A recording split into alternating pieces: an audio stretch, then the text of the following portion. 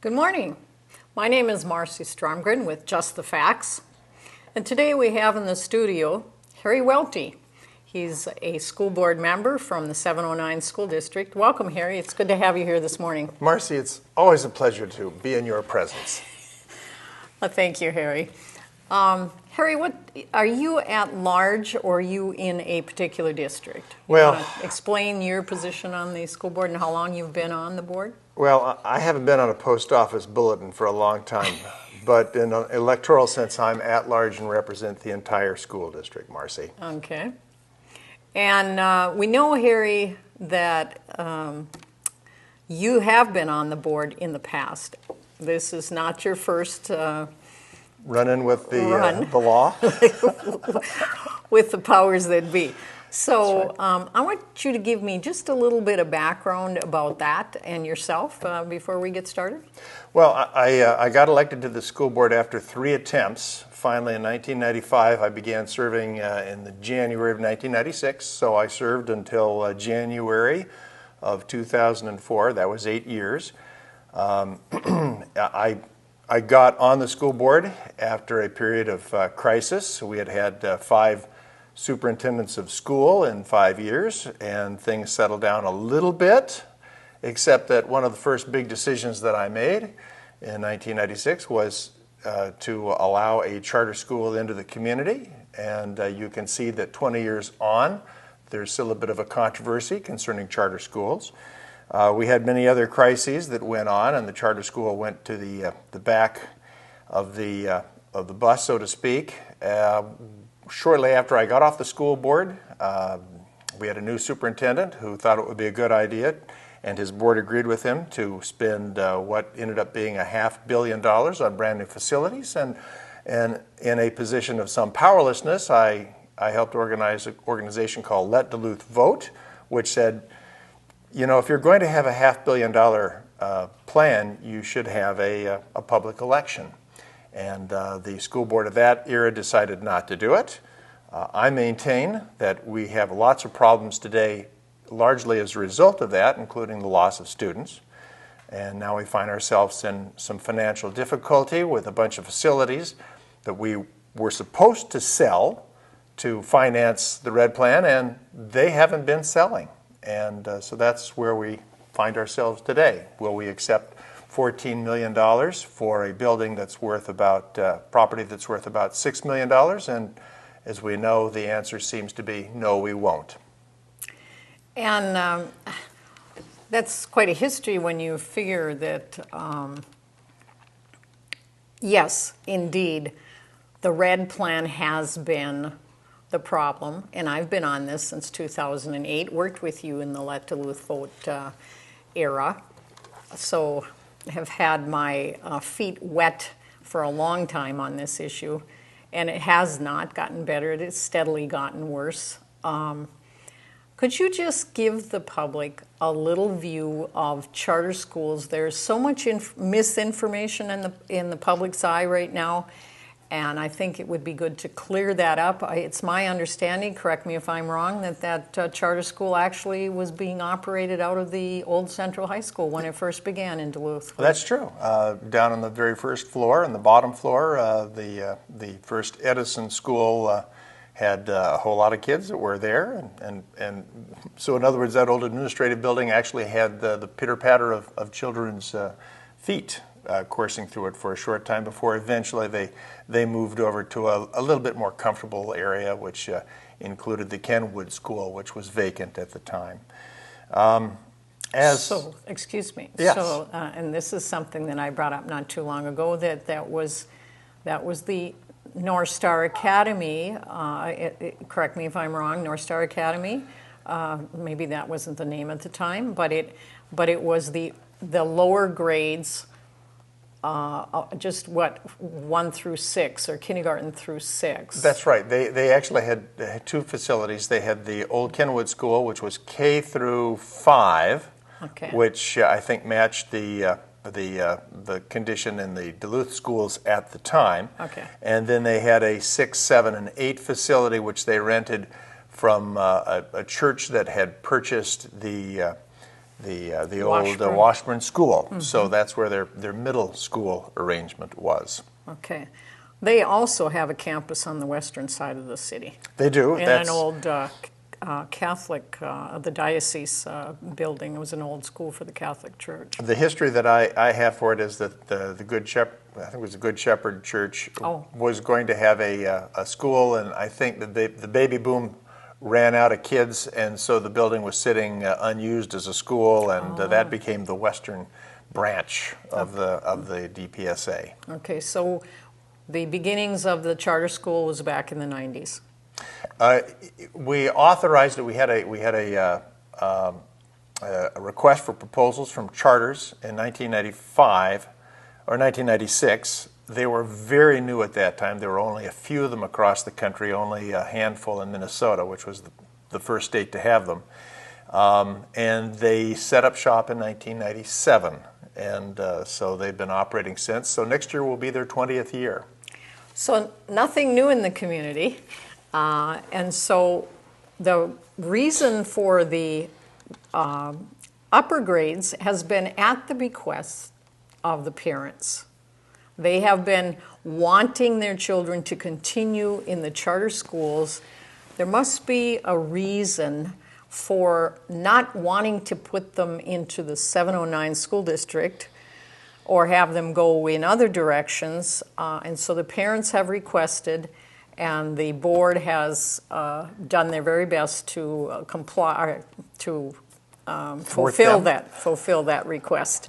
Is that my understanding of why we are looking to have a high school now, which whether or not we sell the old Central Campus, it's happening, and there's nothing that's going to stop it. Well, there's history behind this. If you go back 20 years, 19 years, the children the parents whose children were going to the Edison School, that's still commonly what it's called. Yes. They really liked their little charter school, and they desperately were hoping that they would be able to build a high school. Well, for the first 12, 13, 14, 15 years, that just wasn't going to happen. The Duluth schools just had very nice secondary classes, wonderful facilities, wonderful programs, and there was just no way that the DPSA could set up a school that could compete on the high school level. That all changed as the Red Plan rolled on, and you still had people who wanted to have sorry, I'll look up at the camera here. You still had people who wanted to have a high school, and suddenly they saw some of the difficulties in the 709 schools, which involved moving massive quantities of students between buildings, and there was a lot of trauma involved in that, and it was a time when people began jettisoning their kids out of our schools. In the Western schools particularly, they were going to Proctor, they were going to Hermantown, Esco, Renshaw, the parochial schools. Well, and then programs started being cut because we were not selling off the buildings. The financing that was supposed to take care of the Red Plan meant that we had to dip into the general fund and use classroom money to pay off these bonds, and that changed the equation, and so that's where we find ourselves today. The state law allows for state money to be available for charter schools, and Edison, having set up its own independent North Star Academy, its own building owned by the Tisher Creek Building Company, now wants to build that high school, and the time is right for them to do that. The only question for them is, do they build it at the Snowflake site, or do they take a completed building that's been gutted but could be rehabbed and give the ISD 709 a little bit of the money that we had hoped we could get by selling our buildings? We hoped we could get by selling our buildings. We hoped. Yes. We hoped. And you know, I've been reading. Hope does not get anything done. It's foolish. You've read the newspaper letters to the editor, Marcy, and unless all the people who really don't want us to sell that building are keeping mum, this community seems determined to sell the building. And I think we will sell it in 2 or 3 or 4 years for $7 or $8 million. Well, I know that you and Art Johnston and Alana Oswald put together a very fine meeting on Monday night, much to the chagrin of 4 other board members who had already discussed this enough. But you had that right according to recent policy, and I appreciate everything that you folks have Thank done. you. I'm now calling you fondly the 3 Musketeers. As you go forward and try to do your best. better musketeers than stooges. At least the musketeers had rapiers and swords. Yeah, right. But anyway, to no avail. Again, you ran up against. According to Nora, I work for the district. I'm here to represent the district. I went away from that, Harry, going, who is the district? I guess you people out there are not the district, and who elected this woman to this position? I'm going to stick up for Nora. Because I was elected to represent the interests of the Duluth Public Schools, ISD, Independent School District 709, and I viewed getting $14 million, $14.2 million as a huge benefit at a point in time when we're cutting about $3.3 million next year. It's going to be a loss of the 0 hour. And I can't tell you how many parents have been contacting us on behalf of their children who are very upset because now their educational offerings are going to be limited. And this money would have allowed us to keep that going. It would have given us 4 years of cushion. So the decision that I made it with the school district in mind, Independent School District 709, just like Nora, who decided that it was in the best interest of the school district to take that hit because somehow it would be a benefit to another school district. I just simply disagree with her. Well, and this is my point, though, Harry. What is the district? Let's define the district. It's not the administration. It's not the other 3 board members that are going to agree with her. It's not the union. It's not a small portion of the district. It's the district as a whole. Okay, I'm sure she probably thinks that we're going to go to the taxpayers and we're going to ask them for more money because kids first. This is the mantra that has been going on with our current administration. We do have all these Think Kids meetings. Exactly. And that's what we should be thinking about, our children. Right, and so how can you cut out that section of it when you say, I represent the district? Obviously, her focus is extremely narrow. And I found that rather annoying the other night. So, well, let's get philosophical about this. The district is a geographic entity carved out of the state of Minnesota, and anybody who lives in the district, which includes several townships and the city of Duluth, is part of the district. Exactly. And if you're a resident, you're a part of the district. If your children go to our schools, you're part of the district. If you are a taxpayer and don't have children or work for the district, you are part of the district. Catholic parents who have sent their kids to parochial school for 100 years have been a part of our district and have paid for the upkeep of the public school students. And the children at the DPSA have parents who live in the district and who pay for our schools and paid for Central back in the day before it was closed, like it's been for the last 5 years. They're all part of the district. Exactly. Their children may not attend it, but they have a desire and a need for the independent schools to function well. Now, would they benefit if we could give them this property? Yes, they would. Is there anything wrong with their benefiting if they get the building? I don't think so. Neither do I. No. I think the whole community is going to suffer because we will eventually demolish that building, which is considered salvage. Only salvage. It's already been looted and gutted of cabinetry, and the entire interior needs to be altered. It's going to be an expensive proposition. There would have been had the DPSA moved in there to change that building around. But now Edison will have to go somewhere else, and our children will suffer the loss of educational programming. And it couldn't be worse than that, Marcy. I've been hearing so many people threaten us with not voting for future educational operational levies. And I cannot blame them at all. I will side with them all the way because, hey, I'm a business owner and I am being constantly hit with increasing taxes. Yeah, I have heard about all the taxes that your business has hit as a result of these school districts' Yes. generous building programs of the past, Marcy. Mm-hmm. And it isn't abating, and I'm not seeing these kids getting an education, and I'm seeing these kids losing opportunities. It makes me a bully, according to our former school board member. Yes. I am bullying they used to call that badgering, now they got a different word for it. I am bullying the administration and the school board members who do not agree with me. I am giving my opinion, but apparently I'm not supposed to. And neither are some of those other people who came up and said very much of what you just said.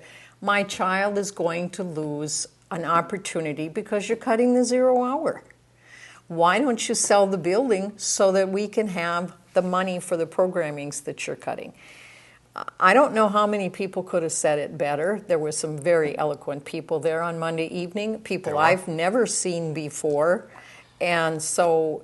And those people, some of them were described as the same old crowd. Marcy, yeah, I noticed you that. are part of the same old crowd, but a lot of the people who spoke were newcomers to me. Yeah, I've never seen them before either. Yes, yeah. You're right, absolutely right. So, I particularly enjoyed the retired county attorney who said we really could use a county attorney on our school board. He was absolutely right. Maybe he'll run. And Mr. Auden did say he was a supporter of the Red Plan. And he looked back to his old buddy, Bill Westholm, was sitting next to him and saying that Bill had talked him into it. But he said, look, it has been a disaster, and we will further alienate a lot of people who've seen the disappointments that have resulted from the Red Plan by not selling Central. Well, I know this. Even if we do manage to sell Central for $7 or $8 million in the next 4 or 5 years, maybe even if we do it this year, within 2 years, we're going to have to come back to voters and say, please reauthorize the $1.8 million a year levy that we've got. And judging by everything I've heard in the community, people are fed up. And it's one thing to think that you are defending the school district by fighting off the evils of a charter school. But they have allowed so many misconceptions that we should be trying to find some kind of peaceful resolution and work together with the charters. They're the other public school system. By the time they have their high school, 1 in 5 public school kids will be part of the charter system. And their parents will not want to help us pass our operational levies because they don't get any of the operational money. So what will be in it for them? They will return the favor our current school board is giving them. We're not going to give you anything? Well, if you cut out 1/5 of the voters there, forget about the people who are mad about the sale of the non-sale of Central. If you cut out 1/5 of the student population's voters from wanting to help out the independent school districts, we're going to be in a world of hurt for maybe a decade. I can see, and I can't look perfectly into the future, but I can imagine a time 10 years from now when so many people have left our $500 million investment in new schools that the people in the DPSA will say, well, there's a huge cry for people to come to a school district that's still functioning well, and they haven't made a mistake in the last 20 years. Maybe they'll decide to build an addition and take a little bit more of the wetlands up there in Snowflake and take even more of our students. I would never have guessed 20 years ago that they would be talking about building a high school. Well, and there's another possibility, Harry. Yes? Once the Duluth 709 School District gets so deeply indebted. It's very possible that they'll be able to take one of those schools off of our hands and move in there. And I do not remember exactly, but Lauren Martell's words that he said about this school district defaulting on all of these bonds and stuff, I think is getting closer and closer all the time. And when you keep, okay, what do we get per student? Let's clarify that. $11,000. Okay, so every time a student leaves the school district and goes to another entity, be it charter schools or the surrounding schools, we lose that money, and it goes to that district. Doesn't go to the charter schools directly, but we lose it. And so then, where is the money for the programming, and where is the money for teachers?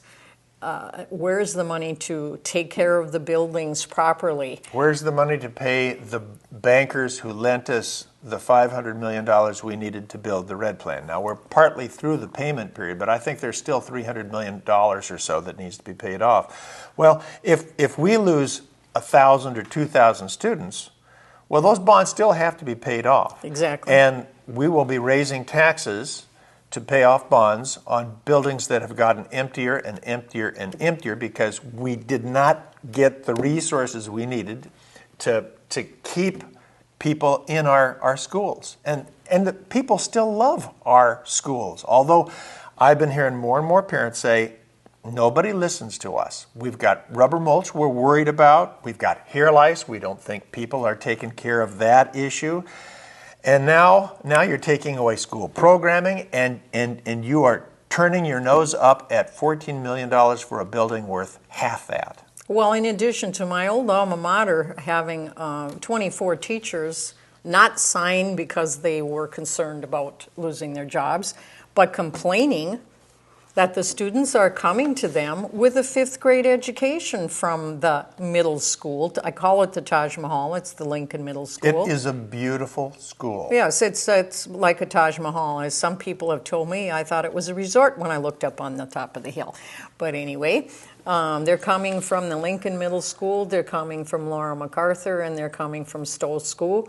And they have not much better than a 5th grade education in reading and math. Well, when a science and math teacher, and I know these two men, came a year ago this spring and said that these kids are coming to their classes, there's no way they can bring them up to a 12th grade education in a year and a half. They were frustrated. I understand that nothing's been done about it. That's another problem that's going on in the district. And the parents are concerned that their kids are not fully prepared to walk out the door with a 12th grade education like I was, and you were, and many other people. There was things that had to be followed. We can blame it on the parents. Sure, they can take responsibility for a portion of it. But when I went to school, my parents weren't responsible for me anymore. The teachers were. And they made me learn whether I wanted to do it or not. They made me learn. They had the power to make me learn. Nowadays, the kids are running the classrooms. It's chaos, and it's not a good learning experience for a lot of kids. And those kids are leaving the district because their parents are tired of listening to them. The kids say, you know, there was this going on in the school and that going on in the school. I directly blame administration for that. The board is not responsible for that, but I do blame the administration, and I do blame the fact that I believe Mr. Grunseth was not fully prepared to take on the role that he's in right now. And so how are we ever going to, it's my opinion, how are we going to change this whole mess when nobody seems to want to listen to the parents complaining that their kids don't have the right programming, they're not getting the right education?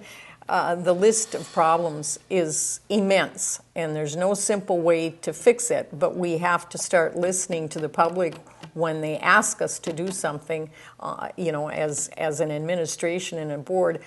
It's time to listen to the people, because you're going into the sinkhole, folks, that 709 district, and it's time you woke up and started really hearing what the people are saying.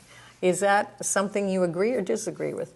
Well, there's so much that you have just said. Let me pick a few parts of that out to give you the beginning of an answer. Now, bear in mind, I'm a troublesome man.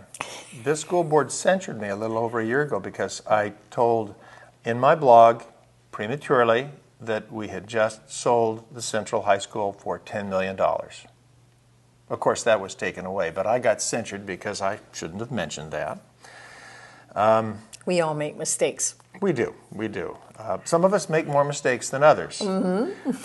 As to the superintendent, I will tell you that I think the superintendent has a sense for how you ought to educate kids.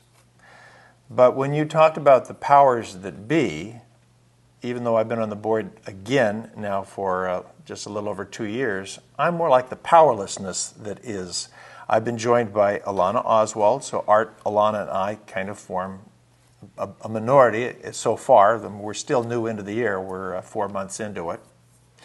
And I have to say that at a certain point in time, any organization that starts having too many problems thrown at it begins to stumble. That just happens. I think we have taken a huge problem, or we turned our nose up at a huge solution that could have given us 3 or 4 years respite so that we don't have the resources we need. Now, it was the school board members who made that decision. What the administration's role in that was, I don't know, because I've never been privy to the private meetings or the agenda-setting sessions. And the decision that we had the other day and the irritation that the majority had because we minority members insisted on a full discussion of the merits of a sale and reconsider it, we are still on the outs. What that means for the future, I don't know. Now let me get to the other question you talked about, the unpreparedness of young people, particularly at Denfeld. We know that the Denfeld teachers did send a very heartfelt appeal to us saying, we have these children that are being passed on to us to take our classes and they're not prepared.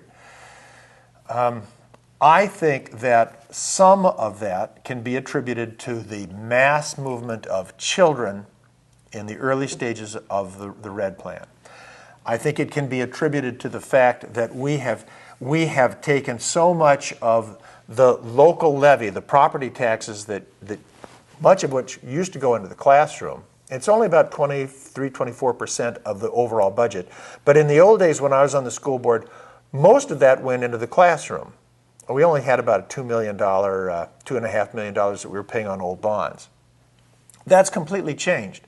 Now we have a $33 million or $34 million local levy, and 22 million of that goes to pay off bonds. Oh my goodness. We only have about $10 million available to us compared to the 20 million we had back when I was on the school board before. So we've essentially cut out $10 million from the local levy that no longer can go into the classroom. That means we can't hire teachers. That means we have to cut back programming. That's a huge hit. Well, this $14 million one-time shot in the arm doesn't make up for losing $10 million to building bonds, but it would have given us a chance to catch our breath. And I think, and you as a taxpayer who has been burned badly will not like hearing this, but I believe the only way to get the school district that people remember as ISD 709 back to some semblance of what it was means more tax money from the local people who now are so mad they don't want to give it to them. We probably need more than that operational levy. And I think there's an economic justification for asking for more because we have put $500 million into these buildings. We'll be paying this off for the next 12 years, and we have to ask ourselves, do we want to have a $500 million ghettoized school in our district? Is that what Duluth, which is such an optimistic place and such a beautiful setting, is that what we want for our future? Here's my thinking about the future, Marcy. I, in good conscience, cannot raise any taxes until I know that the voters will be supportive of it, as bitter as it will be to do that. If I choose to run for re-election, and I don't know, there's so much damage that's been done. I don't know if I can run for the school board. Maybe it would be easier to sit back and just watch it wither away. But if I run for the school board again in 2017, this is what I would run on. I would say, voters of Duluth, you have been treated very badly. Our children are suffering. This huge public investment that we put into our facilities is at great risk. As bitter as it is, we need more money. If you elect me, I will raise your taxes. I've got to find out exactly what our authorities is. By the way, our administration has, in the last 2 years, not given me any indication what we might be able to do to raise taxes. We're going to be talking about that in the next month or 2 or 3, and I'll be very interested to find what they are. But I personally cannot bring myself to raise any taxes despite this critical loss of $14 million. Not until I run for election and I allow myself to be the referendum. We didn't let people vote on the red plan. We ignored them on this $14 million infusion of money. I will let them vote on me. And I will go out to the public and I'll say, we need more money, and I think I have the authority to do it without asking your help. But I'm going to give you a chance to vote against me and make it clear whether you want us to maintain this $500 million investment by digging into your pockets further. And you know what? If I'm not elected, I think that will tell the message. We don't care what happens to our schools. That's the best I can come up with in the way of a referendum. And that's how I see us getting out of seeing our $500 million investment go down the drain. Well, well, oh my gosh. That's a very interesting I take know, on things. I know. And you know, I did tell you before we started, we were going to disagree about some things, and I think I may have hit a raw nerve there, Marcy. Yes, for sure, Harry. You see, there is a point where I think people become aware of that they're being a stuck pig, and they will back off. And I think we're seeing this in other areas of the Duluth country. public is a stuck pig. Yes, they certainly are. And it's not a stuck pig. It's a pig that has been hoisted up by the haunches, is dangling by a rope from a tree with a butcher walking up to slit its throat with a little bucket to catch all the drippings. That's a little graphic. Yeah, that's a little graphic. Hey, you raise hens and get nice, beautiful brown eggs. You know something about the farmer's life, Marcy. I'm sorry. Yeah. If I get graphic, it's how I feel, and I'm laughing. Yeah. But I'm only laughing on the outside. Inside, I am weeping for this school district, which I left in such good shape in 2004, and it is a... It's a mess. I know you don't want me to use that kind of language, but it's a blankety blank shame. Yeah. It's a crying shame. Yeah, it is. It's a mess. There is no doubt about it. But when you get people on boards that think in the mindset of who is going to help me elect it. Yeah, well, we know best. But they're listening to the wrong advice as well, because they got voted in by a group of people. They support a group of people with a mindset that this is who we represent. They do not recognize that they are, like we talked earlier, there is a whole picture of what the district is all about. And I think the thing to do is break it down and say, do you represent these people? Do you represent these people? When you talk about vote, you represent the district. What you define to me, I want you to define exactly what you mean by district. Obviously, they don't see that. But anyway, we've already talked about that. At the meeting the other evening, you had put together valuable information based on working with some people. You don't have to name who they are. It was nothing new, Marcy. There was no new information that some of those board members heard. Yes, I believe that was Annie Harlow that made that statement. I think three or four. I think all four of the people who voted against it said they were unimpressed. They hadn't heard anything new. Oh. And maybe they meant by that the 5 weeks of brutal beating that we've been taking in the newspaper. That wasn't news to them. Maybe they fully knew that there were a lot of people in Duluth who were madder than Dickens about that. I thought that was new information. It was certainly new information to me, like not having evaluated the property since 2006, so the value wasn't even included in the information that Mr. Gronseth gave at the hearing. They had a hearing. We had Judy Saligapunko, our former chair, who you told me said that she accused you of being a bully. Well, she accused people at the podium of being anybody that Bullying. was coming up there was a bully. So I'm not alone in who she was accusing. Well, she no longer has the power to cut off the microphones for people speaking to the school board. That's correct. I pointed that out to her. She made one of the many things that she said that I apologize. I rolled my eyes. I know that rolling your eyes is not good, and I found myself doing it repeatedly as our former chairman spoke. Don't you have a right? One of the things that people complain that Judy used to roll her eyes all the time. I definitely did, and as I did it, I thought, oh my gosh, I'm rolling my eyes, and I did it several times in a row. One of several things she said that I found laughable, to be kind, was that, my gosh, we have this wonderful new plan, and we've got the school district set up to sell Central now. We couldn't do it for the last 5 years, but now we're organized to do it. You're absolutely right. The last evaluation we had, the last serious appraisal of the value of the Central property was 2006, during the height of the property boom that ended up in the mortgage bust that we all suffered from.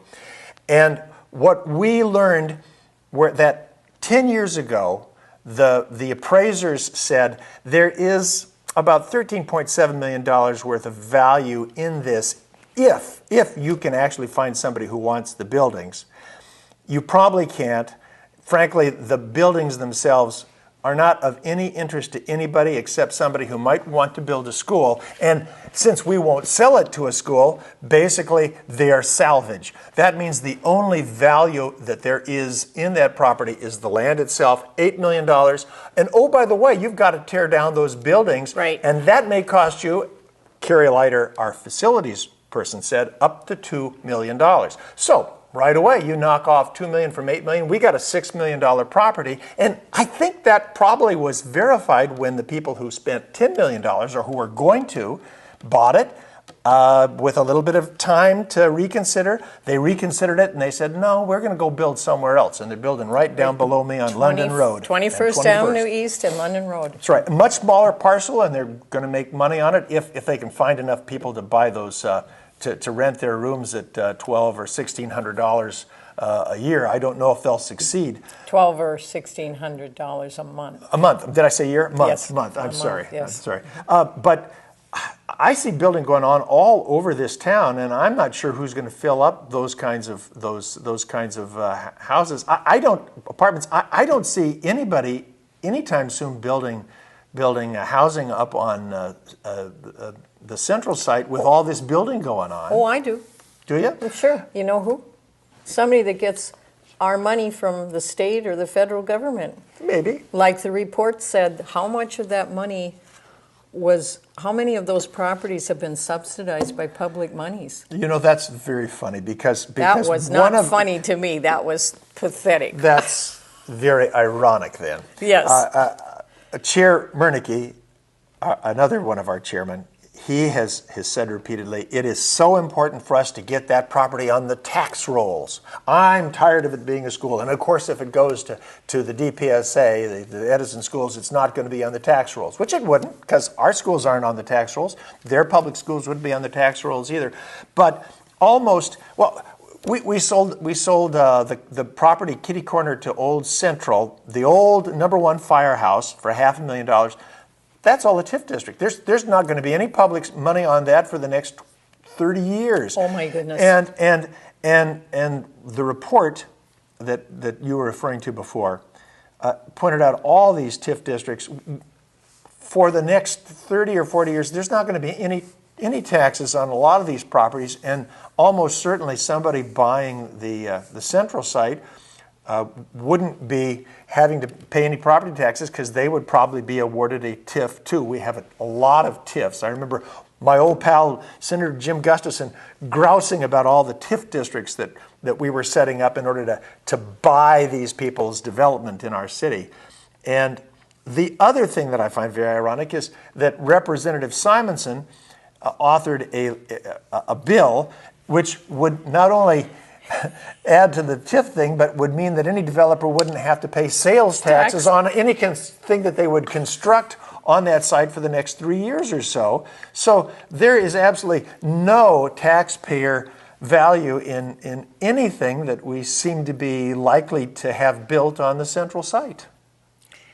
Yes, that was the very, oh my, when I read that paragraph written by, we have to keep that name anonymous, I was like, oh no. Yeah, How many people in the public out there are even aware of that information? I can't wait till I change it a bit, get the guy's name off of there. I'm going to be sending that information out to as many people. I understand that he was told to keep his mouth. Let's not go there. Yeah. But yeah, what we know from the analysis is that tens of millions of public taxpayer dollars are going to get things built. We're not seeing any taxes from this. We are subsidizing the developers and the builders. So when people see a brand new something or other on the central site, if there is a TIF district there, there is no, and will not be for 20 or 30 or 40 years, there will not be any property taxes derived from that. Nothing to go to the county, nothing to go to the city, nothing to go to the school district, but it will be a nice facility. And by the way, there's some other things. Nothing to pay down, I might add, the red plan that we were promised. That's right. We weren't allowed to vote on it, but all these promises were made that this was going to help pay down the indebtedness. If somebody pays us $7 million, that will go into the school district. And by the way, it will probably have to go into to pay off the debts, which is what we planned on. However, maybe for a year or two, maybe for a year and a half, that $6 million, if we sell it for $6 million, will allow us not to transfer money out of the general fund. Maybe we'll be able to put something back. But this $14.2 million would give us 4 years of avoiding pulling money out of the general fund to pay off these red plan bonds. Well, I think that pretty well sums up what this meeting was all about the other night, folks. And I have to thank everyone out there in our viewing audience that has written, has phoned, has sent emails, showed up for meetings, everyone that has participated so far. But you know what? Even though we can't seem to have changed the mind of 4 people that are on the board, it doesn't mean you have to quit sending in your opinion to the letters to the editor, maybe your state representatives, anyone and everybody that will listen. 3 board members have done what they could do to get it changed, and it has failed. 2 of those board members will be coming up for election, Annie Harlaw and Rosie Loeffler-Kemp. You need to really think seriously about either running for the office yourself or making sure, somehow or other, that there's a change on the board. Because until people that really can think through the ramifications of the decisions that they're making, things have to change that way. There is seemingly no other way to do it.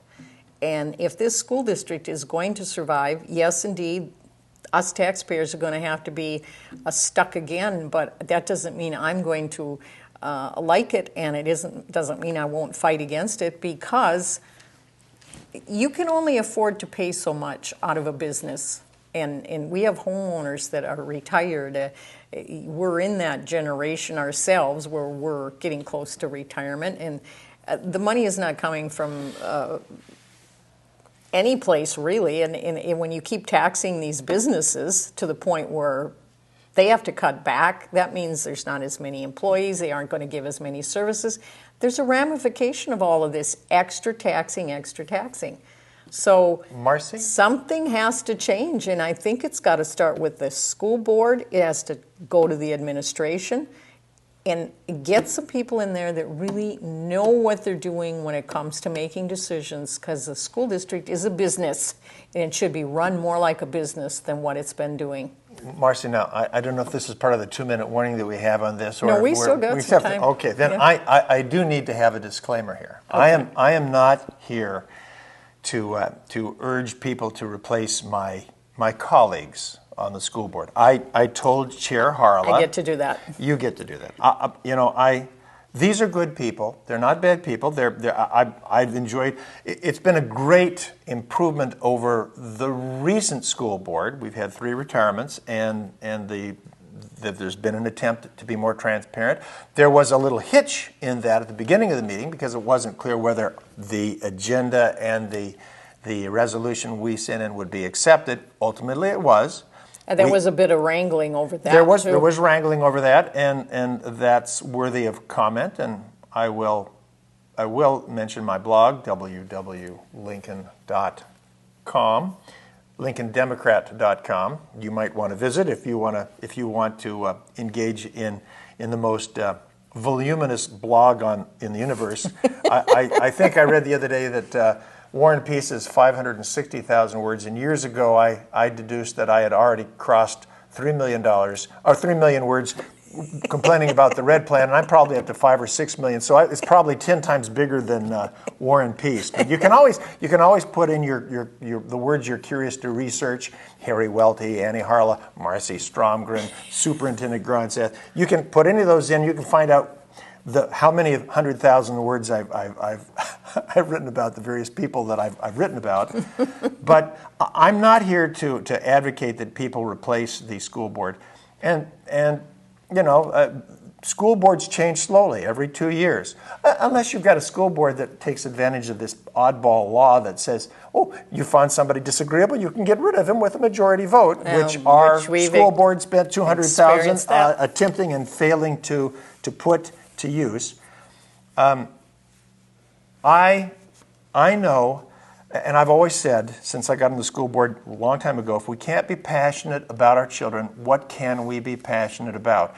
Obviously, there's a split, a decision. I'm not happy that the split goes the other way because I think it puts our children at risk of a lesser education and of a grim future with no sale of Central and an angry public that is sending their kids to other schools, leaving us with a $500 million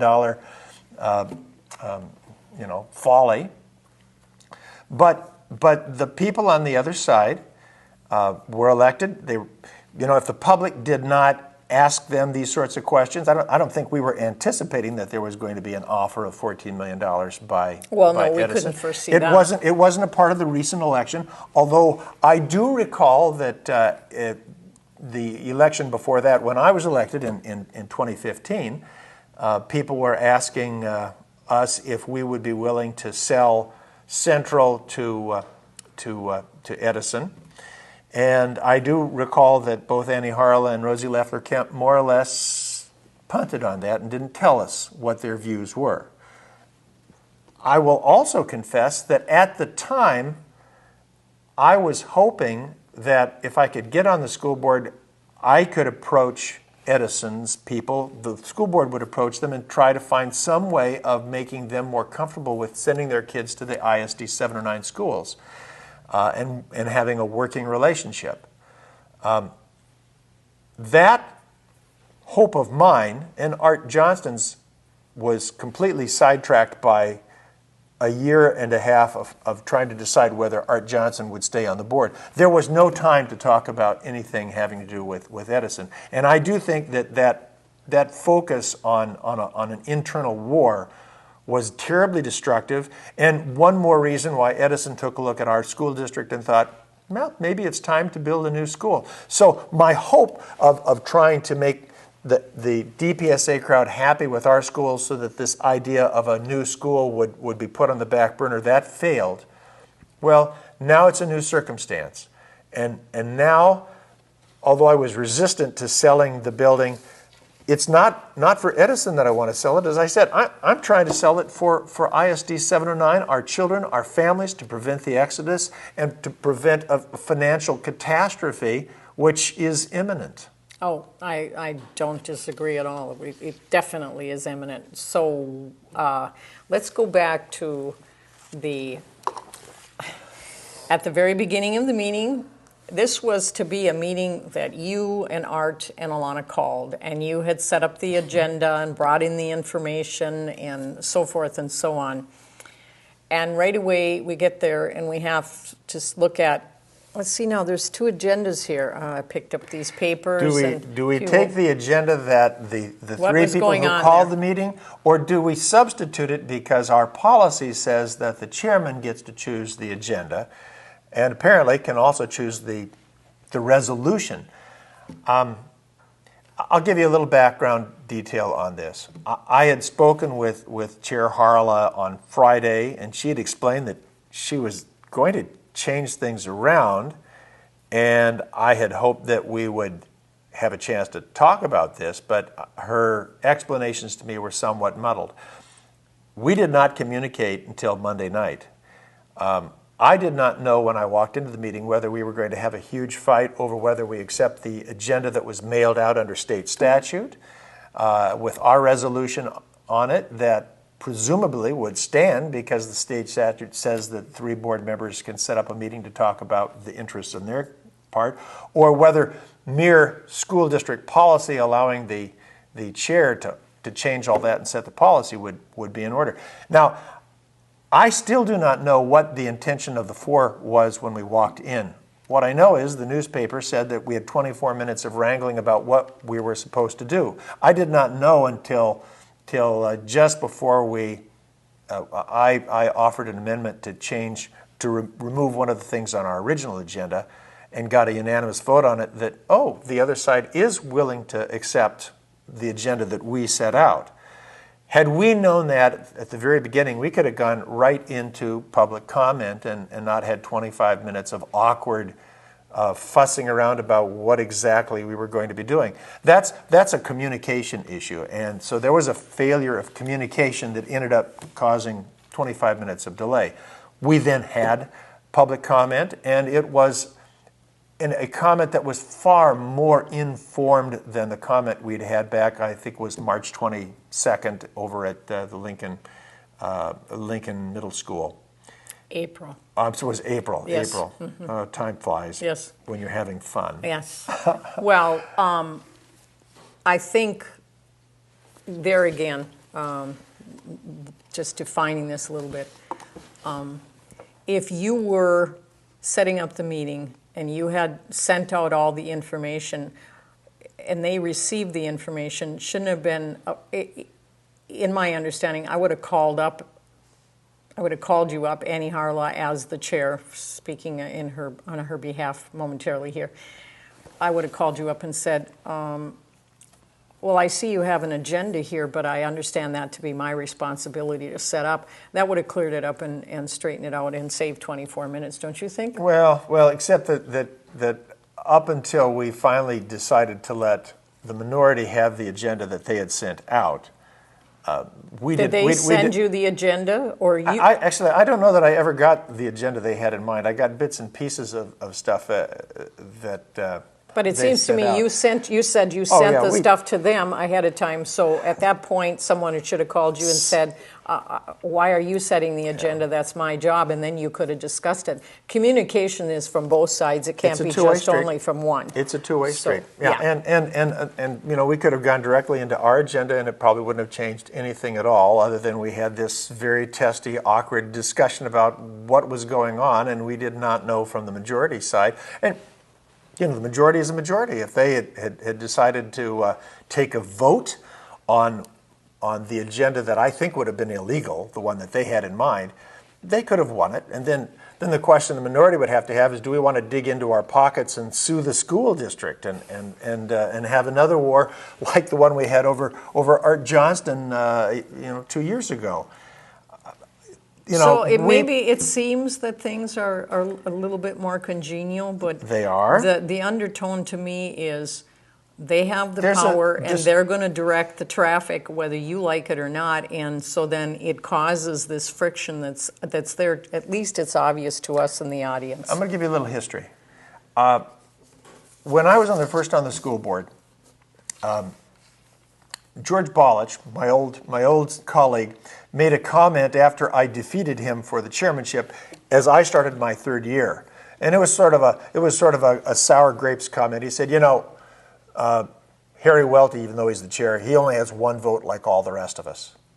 We were a very democratic group of people. In fact, the chair's responsibility is a pain in the neck, because you got in my case, I had 8 other people. Now we're down to a 7-member school board member, but I had 8 people I had to make happy. So a chairman's job isn't necessarily easy, and we had the Edison controversy 20 years ago and a 5-4 split. I was on the side of the majority, but the minority had elected me chairman. That didn't work very well, but in recent years, since Superintendent Dixon came here, we've come up with this new ethos for how the school district is run, and that is top down. The chairman is an autocrat, and as long as the chairman has a majority, the chairman gets to call the shots. And I'm hoping that that's not going to be how we operate for the rest of this term. Okay. Yeah. Time flies when you're having fun. Oh, it does. And okay. Well, so this has been a very interesting discussion. I hope that the listening audience will be able to take away from this more information that perhaps they have not gotten by the reporting from the News Tribune or the television stations, that they will look at this now in a little bit more comprehensive I presume you would be welcome to have the majority members come and talk and defend their point of view? Well, that remains to be seen. Well, Marcia, I think it would be incumbent upon you to be willing to have the other point of view, because I would like to think that you were being journalistic in your approach. Fair and balanced. And not partisan in your approach. Well, I like to present, Harry, I like to present just the facts. If you don't come to my studio with the facts, I don't want to have your opinion, because I'm not interested in your opinion. I want the facts. So that's what the program is called.